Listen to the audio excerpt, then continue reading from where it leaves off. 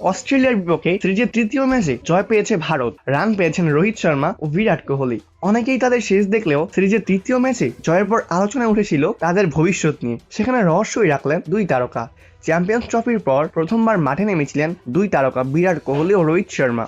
দুজনেই বাকি দুই ফর্ম্যাট থেকে অবসর নিয়েছেন। রোহিতের নেতৃত্বে চ্যাম্পিয়ন্স ট্রফি জিতলেও এই সিরিজে নেতৃত্ব দেওয়া হয় শুভমান গিলকে। 2027 সালের ওয়ানডে বিশ্বকাপ মাথায় রেখে গিলকে অধিনায়ক করার আলোচনায় আসে রোহিত কোহলিদের ভবিষ্যৎ নিয়ে। ম্যাচ শেষে অস্ট্রেলিয়ার সাবেক তারকা ক্রিকেটার অ্যাডাম গ্রিটলিস রোহিত কোহলিকে 2027 ওয়ানডে বিশ্বকাপের পরিকল্পনা সম্পর্কে একাধিকবার জানতে চাইলেন, তবে তারা স্পষ্ট জবাব দেননি এই ব্যাপারে। তাদের প্রতিক্রিয়া ভক্ত সমর্থকদের যেন নতুন ধারার মধ্যে ফেলেছে।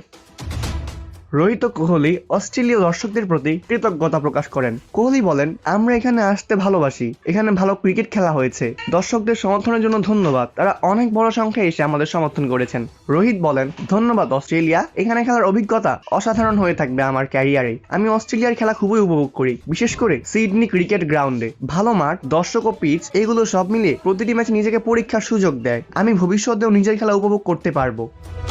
সেঞ্চুরি করে তৃতীয় ওয়ানডেতে ম্যাচ ছেড়া হয়েছেন রোহিত শর্মা। অন্যদিকে অপরাজিত 50 করা কোহলি ওয়ানডেতে সর্বোচ্চ রান সংগ্রহের তালিকায় কুমার সাঙ্গাকারাকে টপকে চলে গেছেন দ্বিতীয় অবস্থানে।